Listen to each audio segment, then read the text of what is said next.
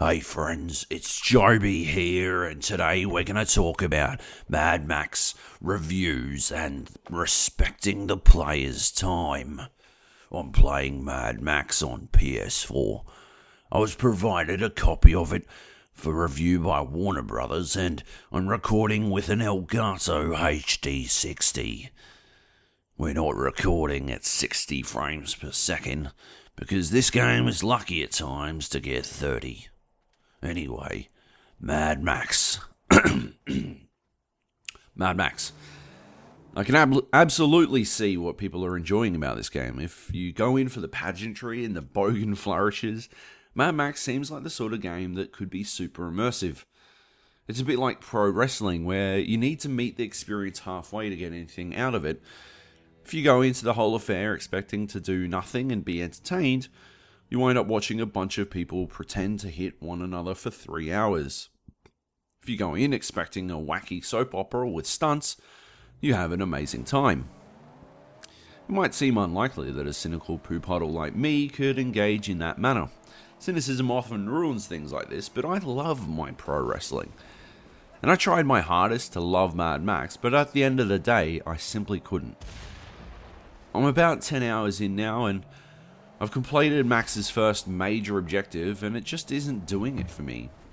I can't get over how ugly it is, how little I enjoy the dialogue, how tedious the combat is. But most of all, I can't get over how disrespectful it is of my time. Time is an odd element in reviews. You can't equate time to value in a game because it's such a subjective thing.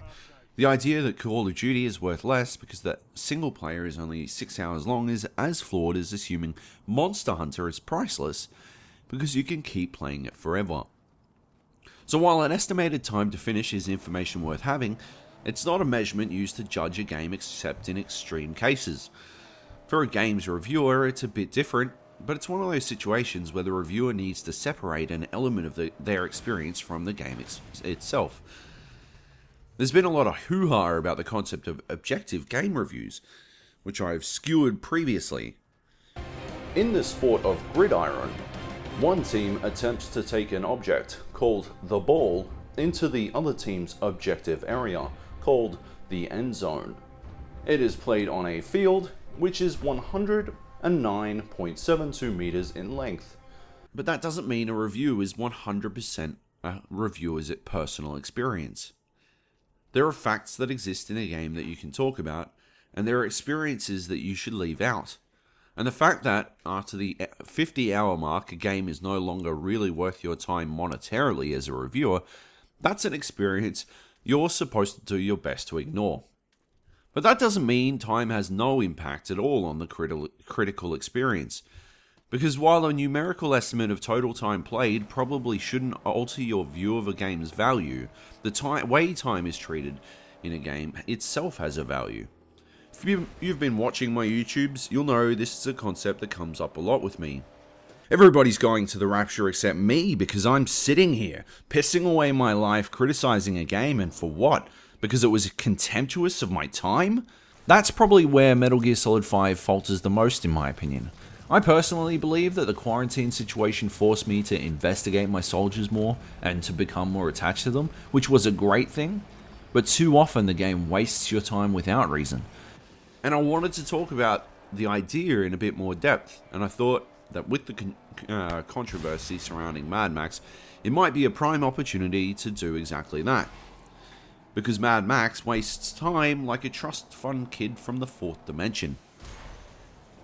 There's no flow in Max's world. He's constantly stopping as the game tries desperately to remain busy enough to engage the player. One of my biggest concerns when I first heard about the game was, how do you make a world that is canonically dead feel alive? Fallout has traditionally gotten around this with mutated creatures.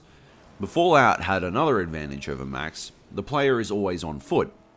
Well, you are until you get a car in the first games, but that only affects fast travel or world map travel. It's beside the point. Anyway, because the game is spent on foot, there's no dramatic change in pacing each time the player encounters something new or enters a building or wants to sit and tinker with that game.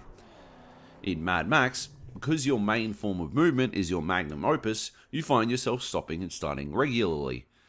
When you blow up another car, you stop, jump out, and grab the scraps. If your car gets blown up, you stop and wait for 30 seconds while your goon fixes it.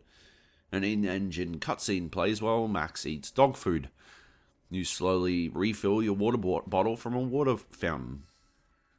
Even picking up loot requires more time than it should, and 1 second long press might seem like an inconsequential amount to notice, but they add up, and if you're already feeling impatient about stopping your car to pick up 5 scrap at a time, then having to wait a second each time only exacerbates things. If you consider time to be a resource, then a game isn't worth just money, it's worth money and time. For a games critic, this is, as I already mentioned, a little different. Game time is money time, especially when you get paid per review. But as a player, as we enter the busy season of the year, your time is a finite resource as well. Depending on your circumstances, you only have a limited amount of hours to dedicate to a game, and if a game isn't respectful of how you spend your time, then its value lowers as a result. Of course, it's a contentious argument to make. Some of you probably won't feel like Mad Max wastes your time, but that's because time is relative, right? Think about the Einstein quote. Put your hand on a hot stove for a minute and it seems like an hour. Sit with a pretty girl for an hour and it seems like a minute. That's relativity. To me, Mad Max is a hot stove. I can measure the time spent playing the game using a clock, but because I can't connect with the mechanics, it feels like much longer. If you think Mad Maxine is a pretty girl, then those moments I think are wasted time will feel like non-events to you. At the end of the day, what seems like forever to you may seem like mere moments to me. Above, I talk about how MGS5 is disrespectful of my time. But I never specifically felt that Metal Gear Solid was doing me wrong the way it tread water.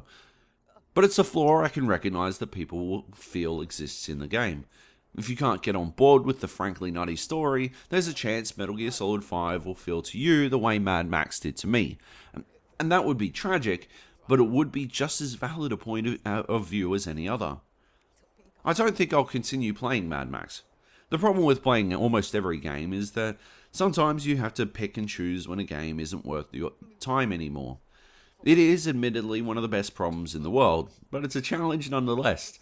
The reality is playing games for work is more important, playing games I want to enjoy is more important, and sometimes, just sometimes, not playing games at all is more important to me than Mad Max. Thanks for watching. I hope you got something out of this, some insight into the mind of a games reviewer. Remember to tell your friends that I'm the best games reviewer in the world, because I am. If you enjoyed this video, hit like, and if you want to see more like it, hit subscribe. If you want to listen to a podcast where I talk ad infinitum about video games, then head to the gapodcast.com and subscribe to our iTunes or our Android links. Let me know what you think of Mad Max in the comments, and if you want to hit me up on Twitter, hit me up at JobyJojo. Anyway, I'll see you later. I've got some really cool shit coming next week. So I'll talk to you then. And I've got some other stuff coming later this week as well. Anyway, bye.